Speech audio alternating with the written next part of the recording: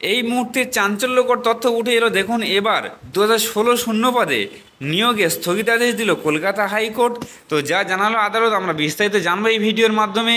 আর আপনারা এই ধরনের আপডেট পাওয়ার জন্য অবশ্যই করে এই চ্যানেলটাকে সাবস্ক্রাইব করে রাখবেন। দেখুন কি বলা হয়েছে, আরও একটি নিয়োগে স্থগিতাদেশ দিল কলকাতা হাইকোর্ট। অস্থায়ী নিয়োগ না করে কেন অস্থায়ী শূন্যপদে নিয়োগ করছে রাজ্য, স্থায়ী নিয়োগ না করে কেন অস্থায়ী শূন্যপদে নিয়োগ করছে রাজ্য, এই প্রশ্ন তুলে হাইকোর্টে মামলা দায়ের করা হয়। আদালত নিয়োগে স্থগিতাদেশ দিয়েছে। উত্তর 24 পরগনা সহ 3 জেলায় স্টেনো পেসকর, বেলি পিয়ন এবং কর্মবন্ধু পদে অস্থায়ী নিয়োগের বিজ্ঞপ্তি দেওয়া হয়েছিল।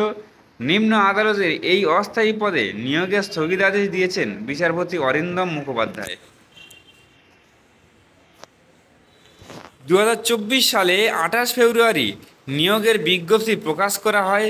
মোট শূন্য পদের সংখ্যা ছিল 2016, কিন্তু সেই নিয়োগের বিজ্ঞপ্তিকে চ্যালেঞ্জ করেই মামলা দায়ের করে এমপ্লয়ি অ্যাসোসিয়েশন।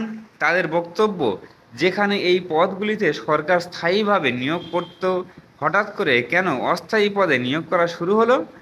অ্যাসোসিয়েশনের পক্ষ থেকে পাকাপাকি নিয়োগের দাবি জানিয়ে আদালতে একটা মামলা দায়ের করা হয়। একই সঙ্গে স্থায়ী নিয়োগ পদোন্নতির দাবি জানিয়ে মামলা করা হয়। এই বিষয়ে রাজ্যের বক্তব্য, পাকাপাকি নিয়োগ প্রক্রিয়া এবং প্রমোশন কোনোটাই বন্ধ হচ্ছে না, যেহেতু অনেক পদ ফাঁকা, তাই অস্থায়ী হিসেবে নেওয়া হচ্ছে। দুপক্ষের বক্তব্য শোনার পর আদালত 2024 সালে প্রকাশ করা 2016 শূন্যপদে অস্থায়ী নিয়োগের যে বিজ্ঞপ্তি প্রকাশ করা হয়েছে তাদের স্থগিতাদেশ দিয়েছে। পরীক্ষাও বন্ধ হচ্ছে।